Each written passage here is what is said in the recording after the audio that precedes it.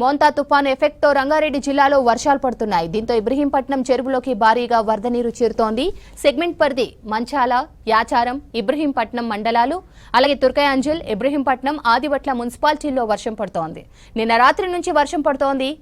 రాజ్ కాలువతో ఇబ్రహీంపట్నం చెరువులోకి భారీగా వరద నీరు చేరుతోంది. లోతట్టు ప్రాంతాల్లోని ప్రజలు అప్రమత్తంగా ఉండాలన్నారు అధికారులు.